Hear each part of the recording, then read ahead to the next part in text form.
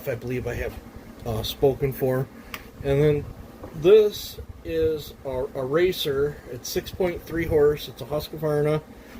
I'm going to call it a 346, but I'll give you the lowdown on it. I give full disclosure on all my builds.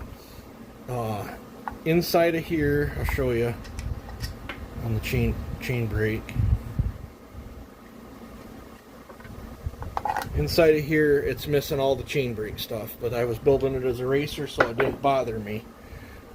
This hole is wobbled out. This hole would have to be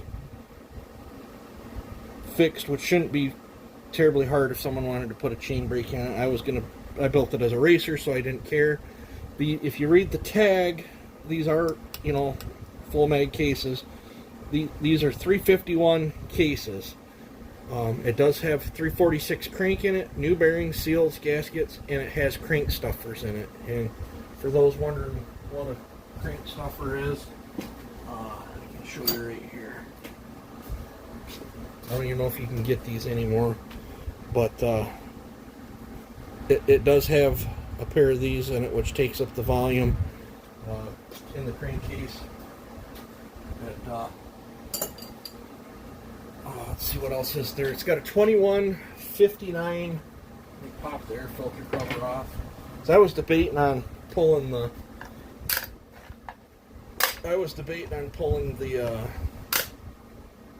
carburetor off and putting a stock carb back on it, but it's a dyno combo. You see this weld right here? See that weld? That air fin was cracked. It was still attached on this side, but the air fin was cracked, so I TIG welded that back on so we wouldn't lose that air fin, and I think it's a good fix. You probably could sand that down and make it not look so bad, but I figured it was under the cover. But the air filter, intake boot, and carburetor's off of 2159. Now I think all my stock components here, like it does set the high idle right there, so when you push that back in, the high idle part works. But if it's off and you pull it, it doesn't automatically turn it back on. I don't know. I'm not sure what's up with that. This saw's been that way since I built it. So you always have to make sure you turn it on. It doesn't have the automatic turn on. Most 346s, I think a lot of Husqvarnas are actually. But like when they're off, when you pull the choke, it automatically turns on. I don't know if it's from the carb swap or what, but you just have to remember to manually turn your saw on, otherwise you'll wonder why it won't start. But whenever I go to pull it over, I just make sure it's flipped up. The choke and the high idle all work like it's supposed to. This did dyno at 6.3 horse. It's a very fast saw. I don't need it. I've got 1, 2, 3.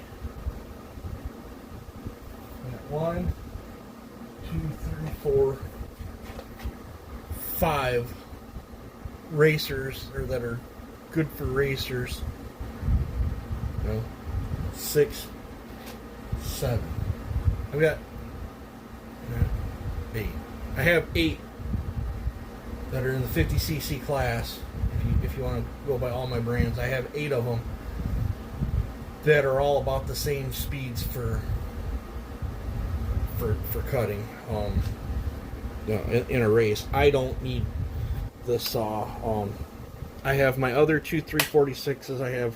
This is, for those that are wondering, this is the 44.3 millimeter cylinder. It is a long duration build.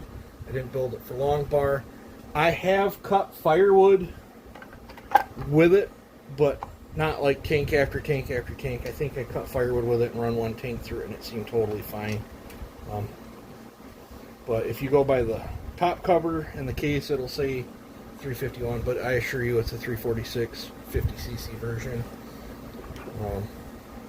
It is a 346 tank I have on it, and 346 rewind. Another thing, this brace was cut for a 350. If I had another 346 brace, it would come down and there'd be a bolt that goes there. But this saw is currently up for grabs. I'm open to offers on it.